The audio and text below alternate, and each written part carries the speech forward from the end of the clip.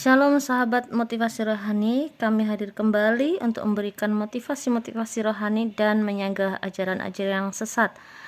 Kali ini saya akan menampilkan video tentang bagaimana seorang Zuma itu benar-benar keterlaluan sekali.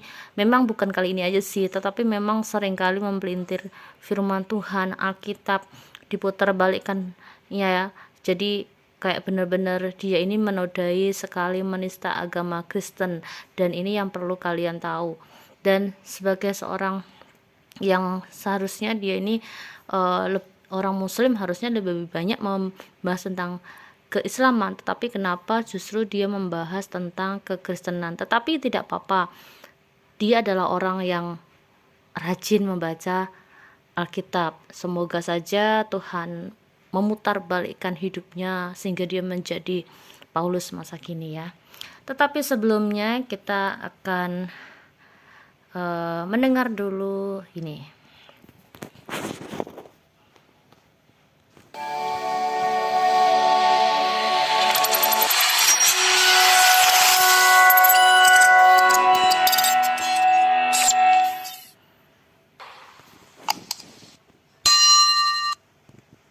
Nah, sobat motivasi rohani, sebentar lagi saya akan menampilkan percakapannya sesama muslim juga yang dia ini menentang pernyataan ataupun menentang pengajarannya Zuma ya. Dan ini yang patut dibersyukuri bahwa masih ada orang-orang Islam yang baik hati yang dia itu menentang penyesat-penyesat. Dan kalau mau tahu sebenarnya Zuma ini sendiri pun menodai agamanya sendiri gitu loh.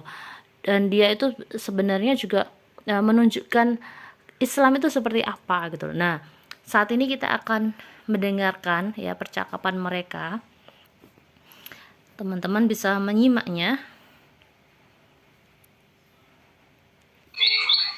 Ya, jadi banyak tuntutan kepada Zuma agar menjelaskan Al-Quran dengan benar.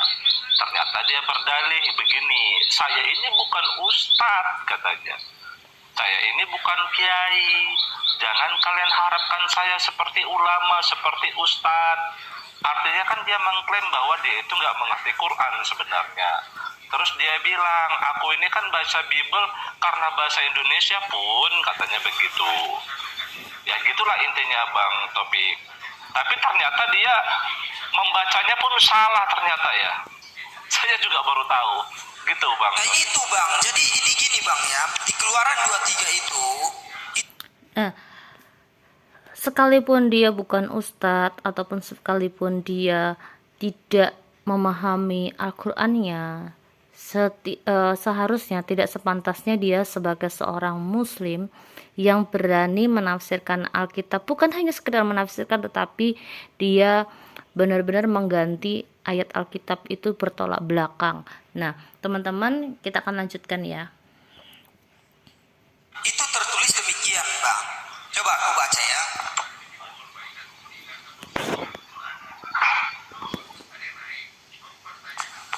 Nah demikian Bang, ini di TB2 ya. Menjauhlah dari perkara menjauhlah dari perkara dusta. Sementara Zuma tadi bilang mendekatlah dengan kebohongan. Tapi kalau di TB lama itu dia poinnya sama Bang, sama dia poinnya ya. Tapi kalau bahasa yang dipakai itu gini dia kalau ini.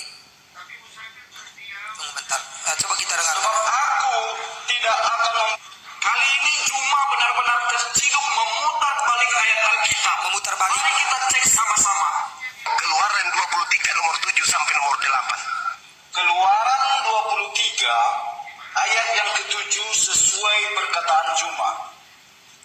Haruslah kau jauhkan dirimu dari perkara dusta. Ingat Bang ya, haruslah kau jauhkan. Berarti dijauhkan Bang ya. Haruslah kau jauhkan dirimu dari perkara dusta. Itu isi. Nah, di sini benar-benar si Zuma sudah mengganti ayat firman Tuhan ya, yang seharusnya di situ dikatakan haruslah kau jauhkan dirimu dari perkara dusta, tetapi Zuma bilang mendekatkan diri dari perkara dusta. Secara makna sudah sangat berbeda ya, gitu. Nah, ini yang teman-teman juga harus perlu tahu bahwa hal-hal seperti ini yang harus kita luruskan ya, dan harus kita sanggah ya kayak pernyataan-pernyataan yang begini, karena memang tugas kita sebagai orang Kristen itu ya menyanggah setiap pengajaran begini ya. Kita akan lanjut. Isinya bang, yang aslinya. Nah apa kata Juma? Paham aja bahasa Indonesia, paham.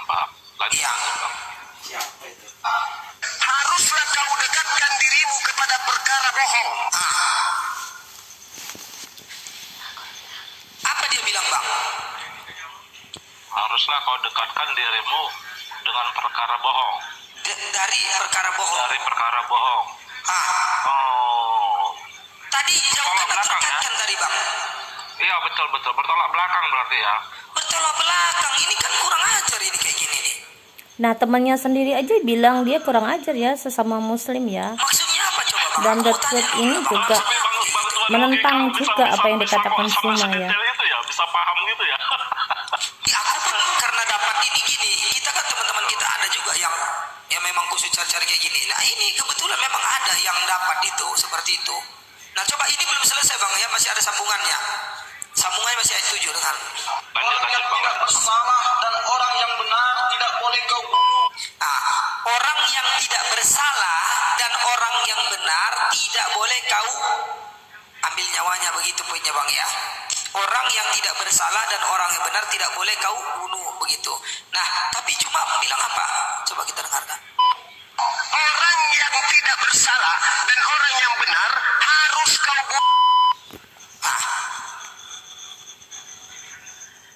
Nah, ini sangat-sangat fatal sekali ya, teman-teman ya. Jadi, memang kita harus terus menyelidiki dan kita juga harus terus mengikuti perkembangan-perkembangan seperti ini ya. Kasihan orang-orang yang disesatkan ya.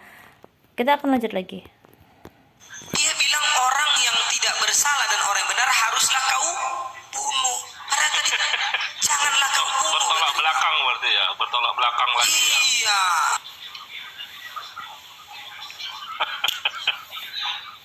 Aduh, gawat nih Juma.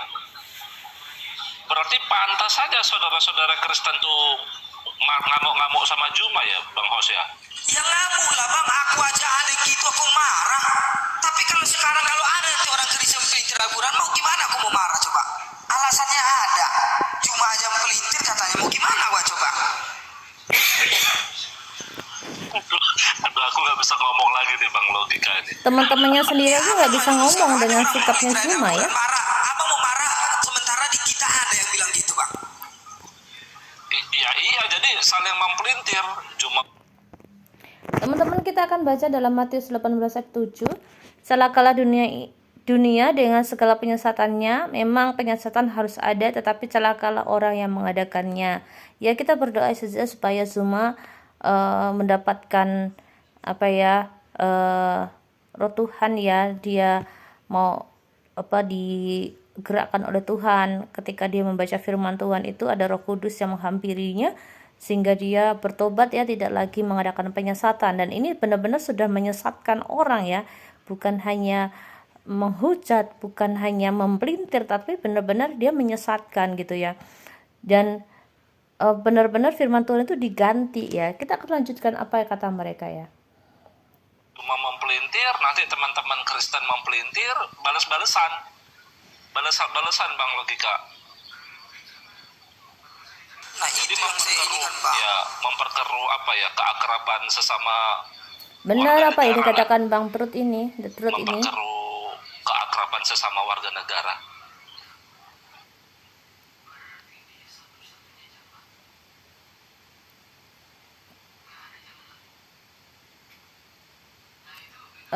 Tuan logika ini Suaranya nggak ada suaranya ya teman-teman. Bang Taufik. Enggak, ini untuk teman-teman bang ya. Dukung perjuangan kita teman-teman ya.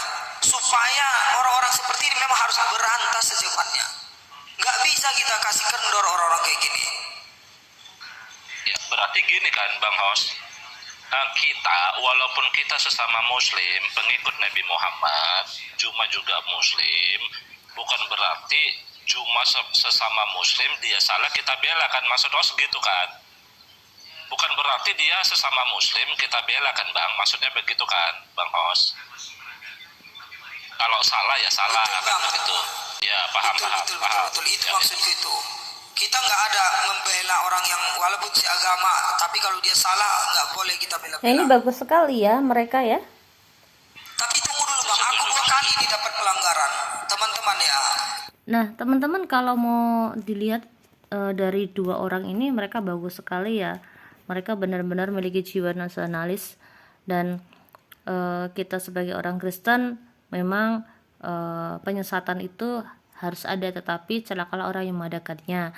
Oleh karena itu kita sebagai orang Kristen harus semangat dalam memberitakan Injil ya. Hal-hal seperti ini kita harus luruskan ya, supaya tidak banyak orang-orang Kristen yang kadang-kadang orang Kristen sendiri juga malas baca firman Tuhan sih gitu ya. Jadi dan ini pun mereka juga banyak yang mendukung Zuma, padahal sudah dikasih tahu Zuma ini bukan hanya memelintir tetapi memang mengganti dan bertolak belakang gitu ya. Nah, semoga melalui pembahasan kita hari ini kembali membuat kita termotivasi untuk meluruskan ajaran-ajaran kekristenan ya. Memang kita tidak perlu benci dengan mereka, kita doakan saja supaya mereka juga dibukakan hatinya, dilembutkan hatinya oleh Tuhan, mereka memperoleh Roh Kudus dan mereka pun bisa jadi mengenal Yesus yang sesungguhnya.